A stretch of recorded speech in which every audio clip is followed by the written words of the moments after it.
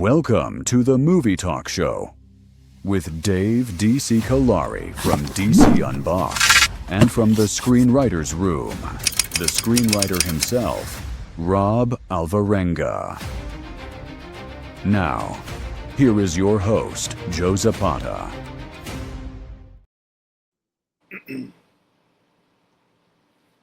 What is up, guys? Joe Zapata here, Movie Talk Review, where we bring you movie reviews, rumors, trailers, everything we got about movies.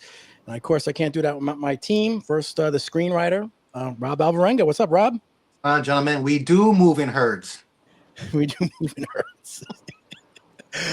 And of course, the Ghostbusters expert, DC and Callari from DC Unboxed. Oh my goodness, you all right? Yeah, I am. Just had a stroke before this show. Yeah, exactly. Yeah, I was talking about my interview, so I was kind of a little pissed off with that stuff. So all right, Dave, Rob, let's get started. And we're going to start with some bad news, actually, and really sad, actually. We lost Sam Neill, 78 from cancer, and I got to tell you, I got a couple quick stories about Sam, but he passed away with cancer, and I thought he was doing well with it, beating it and everything. But he passed away. Not only was he just a great actor, but he was also just one of the nicest guys in Hollywood, apparently. When he was working on Jurassic Park, Bryce Howard said that they did it during COVID. They were filming it during COVID. And she said they were isolated together a lot. And she said it was so nice. It was like being with her father, just so nice and down to earth. And they also were saying that when he would wrap on a film, he would go to each person, the cameraman, the director, everyone, and say, thank you for working on film. Even the lighting person, like he would thank every single person in the room, go around. It's really sad. He was a talented actor. Hunt for Red October. Obviously, he's known from Jurassic Park. That's his big one, Dr. Alan Grant. But, such a great actor, versatile actor. He'll surely be missed. Dave, what did you think about the passing of Sam Neill? Well, I remember when I opened up Instagram and I saw it was the first thing on the feed. I was like, oh, what? Yeah. And because I knew he wasn't. I mean, 70. I don't know. I don't even know what old is anymore, to be honest. He didn't seem that old because he was still kind of in the spotlight a little bit.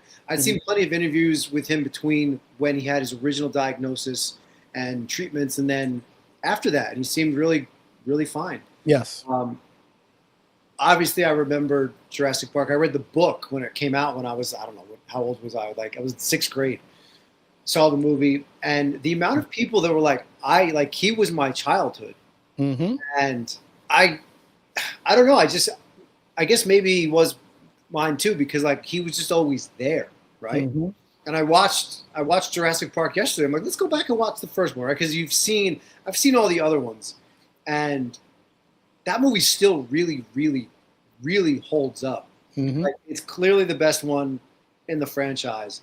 And one of the best scenes he's known for is when he first sees the dinosaurs. He stands up out of the Jeep and he takes the sunglasses off and has this completely convincing look of disbelief on his face.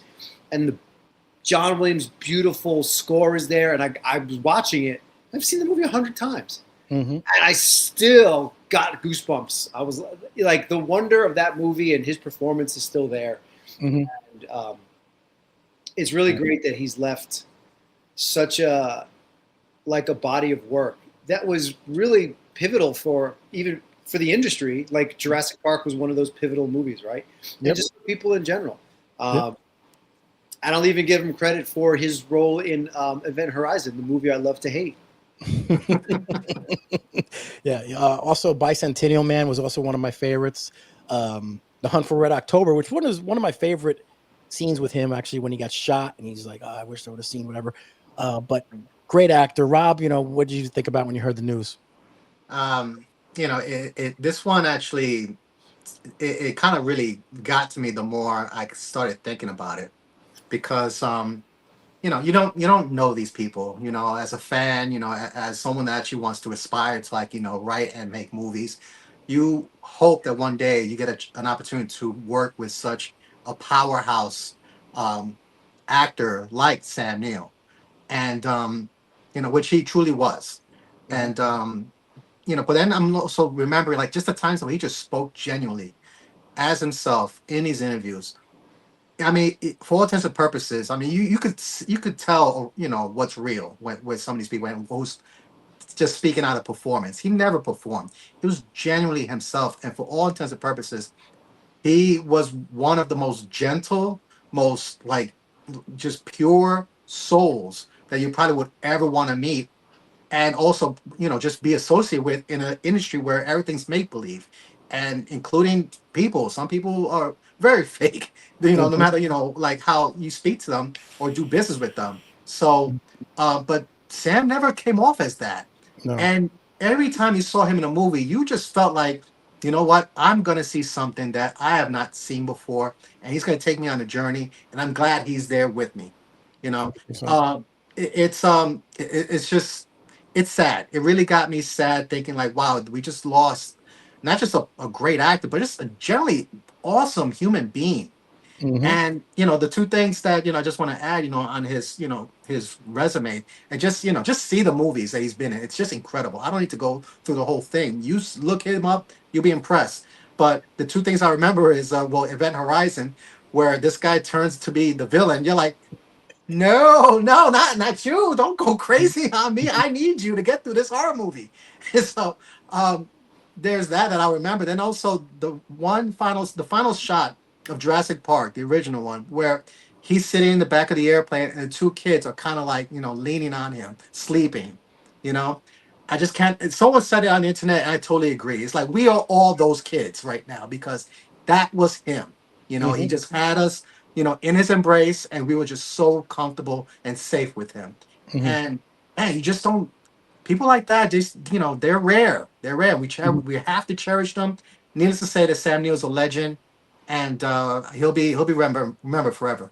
Yeah, that Jurassic Park, that first one is really one of the best we got. As childhood, I think it was 92, right? 92, around 93 or something. 1993, yeah. Yeah, and that was the first time we got to see the CGI. They got a little bit better.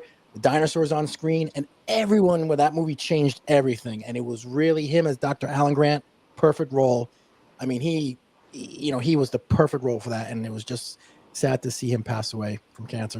78. So, what can we say? All right, guys. The next one, and this is right up Rob's alley here. There's this buddy horror film, and it's called Buddy. Okay, and I saw this, and I saw the trailer because it debuted at one of the film festivals. I think it was the Sundance Film Festival, if I'm correct. Yeah. Sundance Film Festival, and it's getting a lot of play because a lot of these cheap movies, you make them really cheap.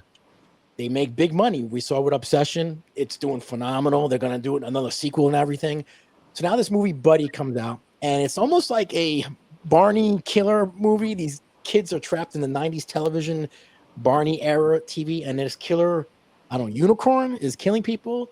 It looks kind of crazy, but you know what? A lot of people were talking about it at the Sundance Film Festival.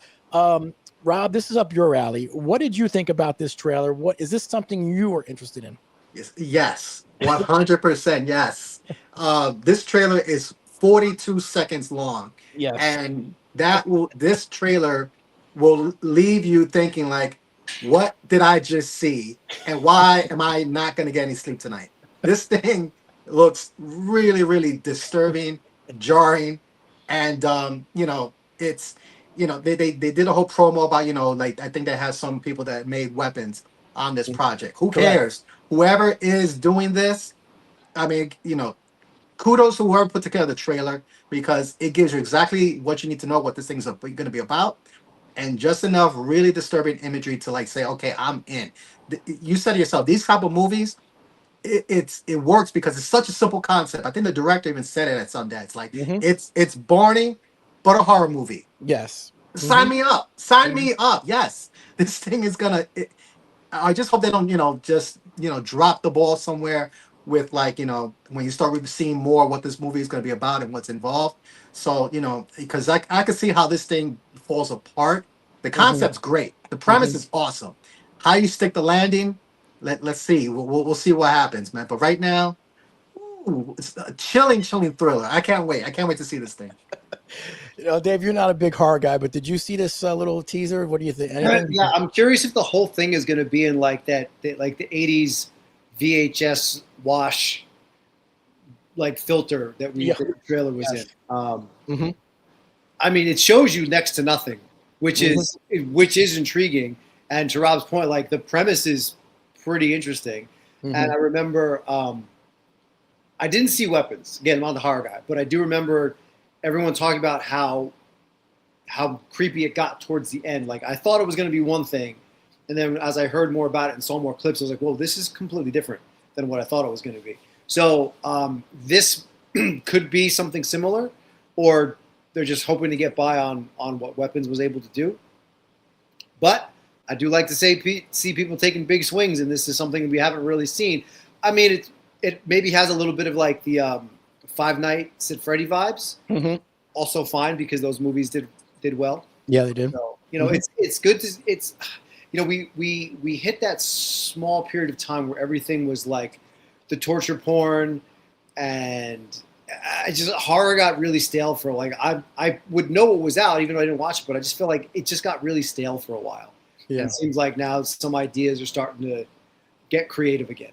Yeah, I watched sometimes you ever see the Winnie the Pooh killer movie or I've heard of it. I never seen it. but there was one that had Popeye the Sailor Man who was a killer. I watched that and it was weird, but it was funny.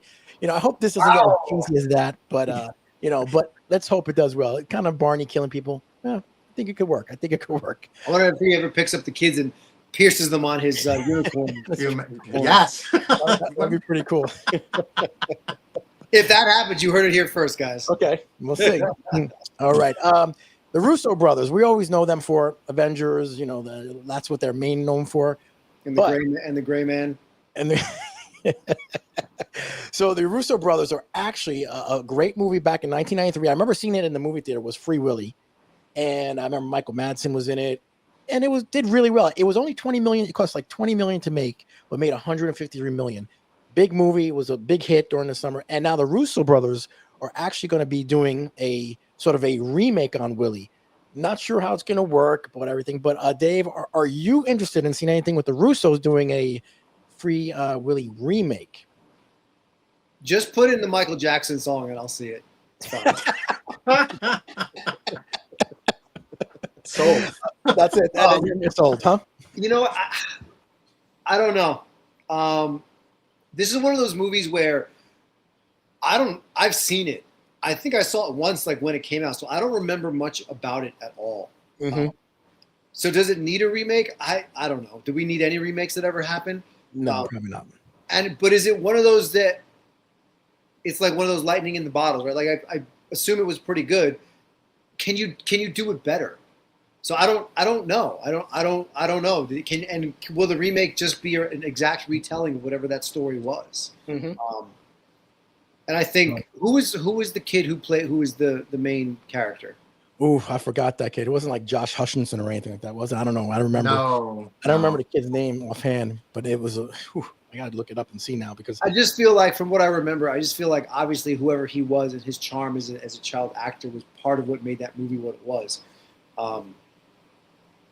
I just think you just have to have a lot of things hit. Like lightning really does have to strike twice for it to make sense to be good. Like, yeah, it's great that these guys are directing, but again, like I said, The Gray Man, it was a joke. Like not everything they do is awesome, which is fine. Not everything you do is going to be awesome. Like people are going to make so-so movies every once in a while. It's just, yep, 100%. I'd rather know you not make a so-so movie off something that was good at one point.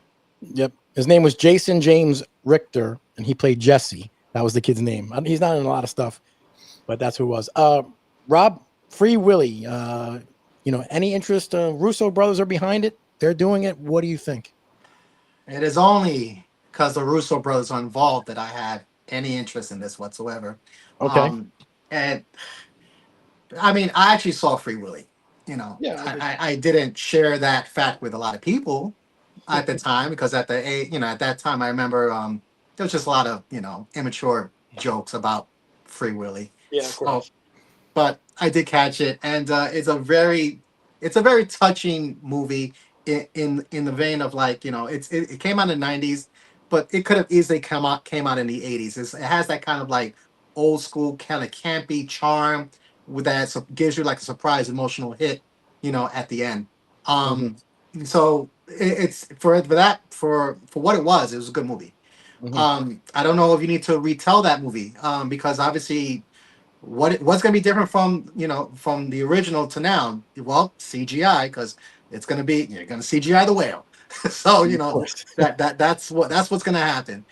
And I don't know what kind of budget they're rolling with, but CGI is not what it used to be quite honest, Mhm. which is wild because it was supposed to be like the most advanced version of it. It's just you just get crappy CGI, Mhm. and you're gonna add that with Free Willy.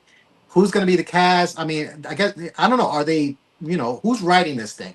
I know they're making it, but who's writing this thing? Is it somebody that could capture that kind of like innocence, coming of age type of story involving a whale? You know, eh, it sounds like it was easy back then because the movie came out and did well, but now you're gonna retell it, and now you're gonna try and find a new audience. I don't know. It's tricky. It's a tightrope. I get that they want to do something different for other than Marvel, but I Mhm. just feel like they could have done anything. Mhm. Free Willy. I don't know. Maybe they were big fans when they were young when they saw it. I don't know. Yeah, I'm not sure what they're gonna do, but the Russos being behind it sounds interesting. So, like you said, so I guess we'll wait and see. All right, guys. So I don't know if you guys heard, but there's this movie called Avengers Doomsday. It's supposed to be coming out. It's a little small movie supposed to be coming So out. it's supposed to be coming out next week for the last 5 months. Well, tickets are going on sale July 20th. Apparently, we haven't got a real trailer, but they put out some stuff. They put out a little artwork, by the way, and I'm going to put this up right here. I don't know if you saw it. They put it out, and I'm going to put it up here. This was the artwork that they put out, officially put out. Kevin Feige. Here it is.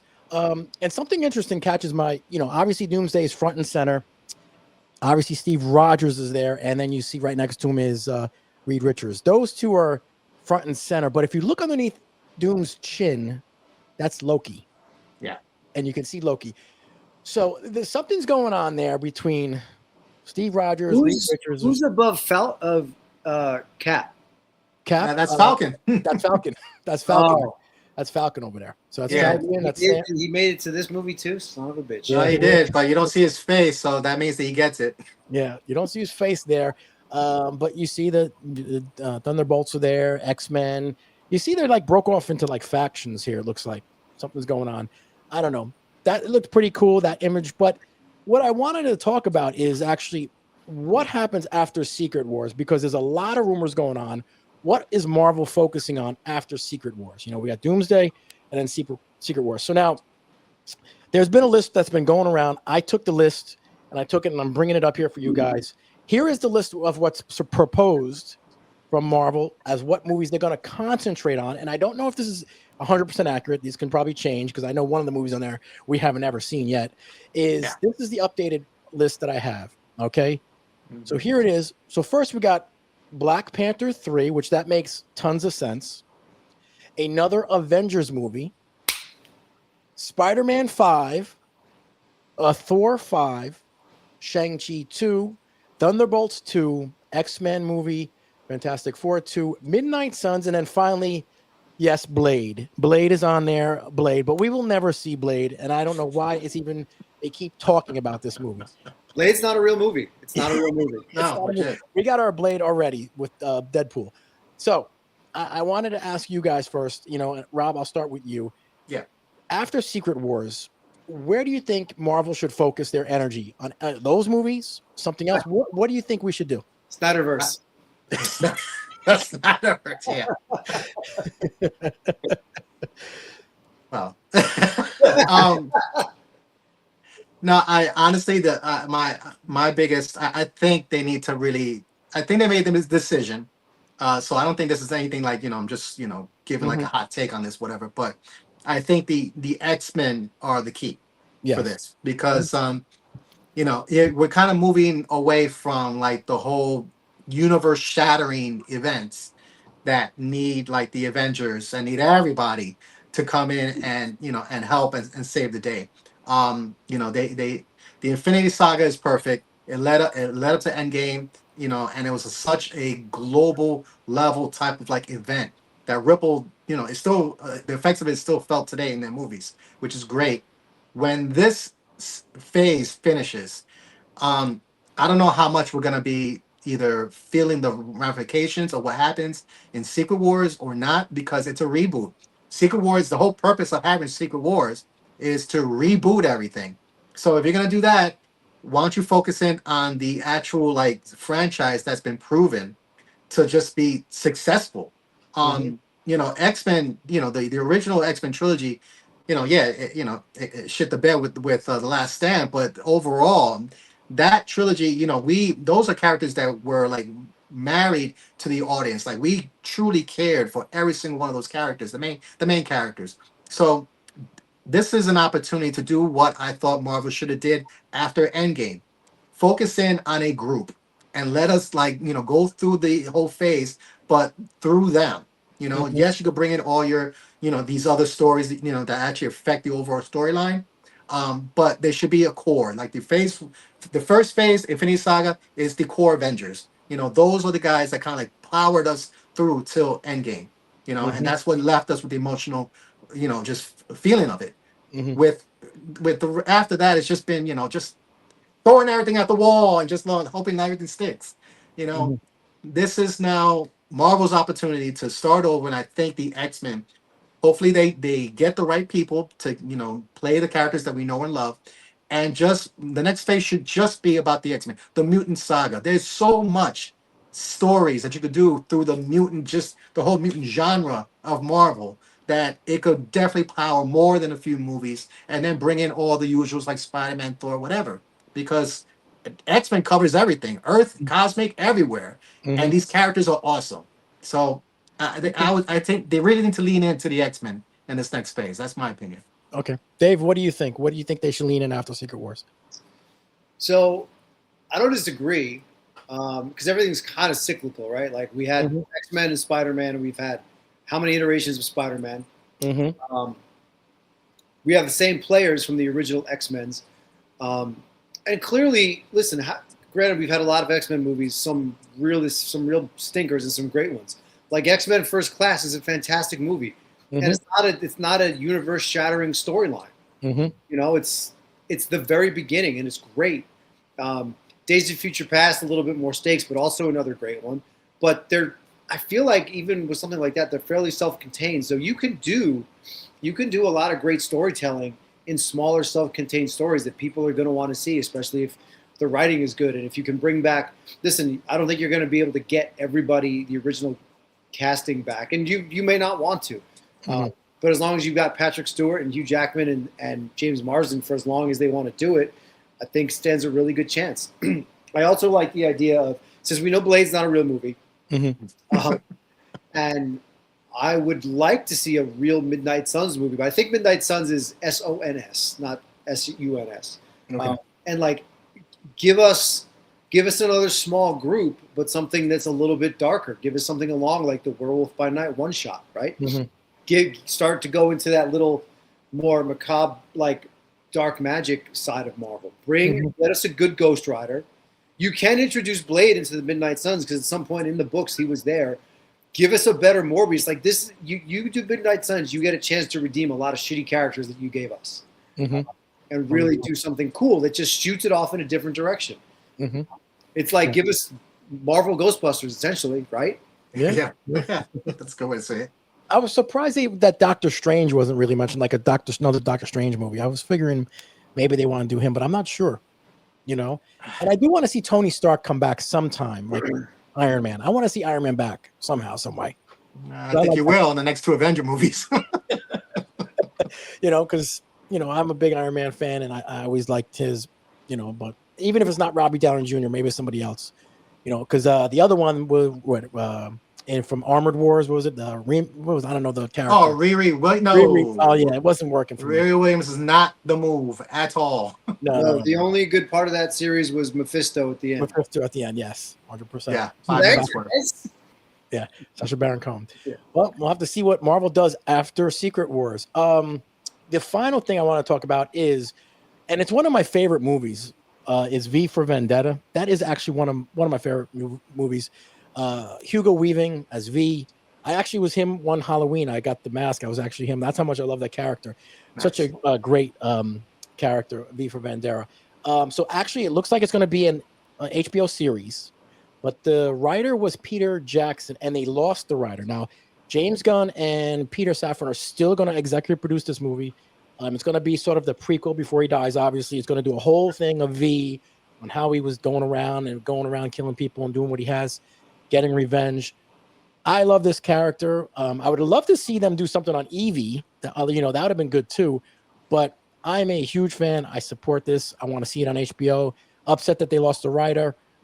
Dave, are you a V for Vendetta fan? Do you want to see this series on HBO? What do you think? Well, I think it's a good movie to go to a series. Okay. Than do a movie. A movie? And think of it like, okay, so the Wachowski brothers were involved in the original, and Hugo Weaving, obviously.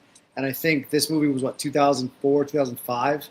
Yes. So you're still kind of riding high on like the Matrix popularity, even though the sequels were whatever, and a little bit of Hugo Weaving having a place in Lord of the Rings. So I think that him, like his aura at that time, probably played heavily into how well the movie was received, regardless if it was whether people liked it or not. So again, that's one of those rare things where it's hard to recreate, which is why I think doing a series is interesting. If it's really going to be a prequel, I think it is. The premise is interesting based on what the movie was. So, it could be good. This could be one of those things where it's like, all right, I'm intrigued. I'm not excited, but I'm intrigued. Yeah, 100%. Rob, what do you think? Are you interested in something for this, V for Vendetta? I am. I agree with Dave. I think this is a property that could lend to a really interesting series, especially if you're going to take it from, on prequel level. But if you could go back, because when you see V for Vendetta, honestly, you have a lot to play with, because V for Vendetta is like, it's just to borrow what V says in the movie, but it's an idea. It is a movement. It's something that's been organically growing, as far as like between just the regular people, and basically making sure that government fears the people and not the other way around. So it's a very anarchist really kind of like view of things. So you actually and they speak a little bit about these predecessors, or the idea where it originates from, all the way back to like Guy Fawkes, all that stuff there. So there's a lot you could actually do and play with in that world.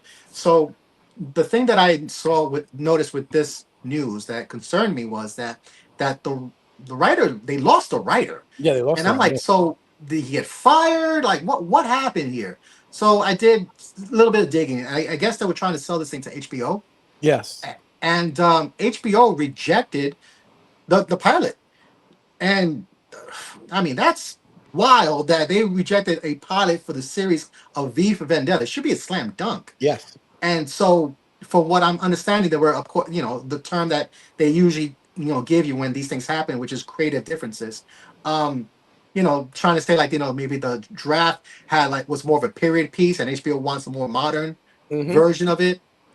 Whatever. But the thing is that the thing that bothers me is that James Gunn signed off on this script to be sold to HBO. Correct. And HBO said, no, thank you, or we don't want it this version here. I mean, look, man, I'm trying to keep total line with James Gunn, but now certain things are starting to snowball here. You James Gunn, you the writer, saw this script and said this is good enough and it's gonna be great, and HBO says no. That is a drastic failure of communications on an executive level and an artist level, because they're supposed to be married together when you do these pitches. You're supposed to really just get this thing done. Yep. So I don't know. I'm really starting to worry, and I wanted to. There was one little piece of the, the few articles I saw that the boss, whoever this guy is, Casey Bloys, said that this is what James Gunn does. He basically goes off a script that he likes to move projects forward. This is still within the DC purview. Correct. So so what are you saying? Is there? We were talking about. Is there a master plan here, or you're just picking and choosing things that you kind of prefer? You're based on your preference here, because then you really are screwing DC over here. This should have been an automatic for me. I mean, I don't care, period piece or modern take. This should have been sold, and this should be getting ready for pre-production right now. Yep, I agree with you 100%. But there is some sort of issue going on for HBO to say, do something else and come back to a sort of better script or something. Something's wrong there. It doesn't make sense. That's wild. Well, let's not forget, as much as I love James Gunn, he did say The Flash was excellent. I got to say, the Flash gets. I like Michael Keaton in the Flash. That was the only person I liked. I love Michael Keaton. Spaghetti Batman. Yes, Spaghetti Batman. Yeah, multiverse. I like Michael. I like Michael Keaton as Batman. That was the only thing I really loved seeing him. Every time I saw him, I loved it. Yeah. Because that Batman brings me back to '89 and the whole thing. But other than that, the Flash needed a lot of work, especially the microwave and the baby. But Speaking of, wait, I can't believe you guys saw the Batman teaser, right? Batman, Yes, the it just Batman dropped, 2, yes. Batman Goes Bananas. Mm-hmm. Yes. Yes. Yes. Yeah. Right around the corner in 2028. Yes. Yes, sir. Yes, I know. Mm-hmm. Yeah. Yeah, that's crazy. It's going to be that long. I don't know what's going on, but here we go. We got a teaser for Batman 2. We got nothing from Doomsday, which is coming in a couple months. Yeah. This is crazy. They're still writing it. They're still figuring it out on the day. Yeah, no, they don't have the ending. Ugh. Yeah, 100%. All right, guys, let's just finish up with some questions here. I got here James from Ridgewood, New Jersey says, Rob, if you wrote a solid script and could pick a director you would want to make it, who would you choose? Guillermo del Toro. I'm sorry. Okay. That's my, I never, that would be my mentor, to be quite honest. Okay. If I was to write something and he take it up to direct it, that'd be the honor of my life, to be quite honest, because I just have such reverence for this guy. So, and because he's so versatile, he really could do any type of story. So if I could be somehow part of his process, man, that's it. I'm done. I'm good. Dennis Y from New Jersey goes, I thought Supergirl was garbage. Nothing against the actress, but maybe a more attractive person playing Supergirl might have helped. Look, that was the look. I'm sorry, but that was what they gave us. I mean, I don't know. I don't know what to tell you, buddy. I hate the movie because the girl's not hot enough. What the hell? That's what Listen, pretty girl's not going to save a mediocre story. That's true. Who's this guy, Dennis? Man, That's why I don't know. Barbed Wire would have been a masterpiece. Dennis, get your shit together, man. That's correct. Tough crowd. Yeah, exactly. That's what I got here, and then I got this one. Actually, came in a second too. This was a prehistoric bitch from downtown New York. Said, Oscars in rehab. That's all he said is Oscars in rehab. I'm like, okay, Oscars. Yeah, well, Dave. He's on the step 11 out of 12. He's almost out. Julie P from Oradell, New Jersey says, Dave, if you had to fire a member of the Ghostbusters team, who brings the least amount to the team? Lewis. Thank you. I love Rick Moranis, but come on, man. He's the worst, huh? Yeah. He's useless. He is useless. Now, in reality, though, it would probably be Venkman only because we don't need any sexual harassment lawsuits. Venkman, yes. And he kind of left for a while to do the psychic show world, right? Yeah. He's the one I could do it without. Yeah. Venkman. 100%. Chris B from New Jersey says, if you guys could work with any actor, director, or writer, who would you choose? Oh. I would love to just do something with George Lucas or just be around George Lucas, to be honest with you. Or Steven Spielberg. I was gonna say Spielberg. I already said Guillermo del Toro. As a director, I gotta throw in Ryan Coogler up there too. I think he's amazing. Actors, man, it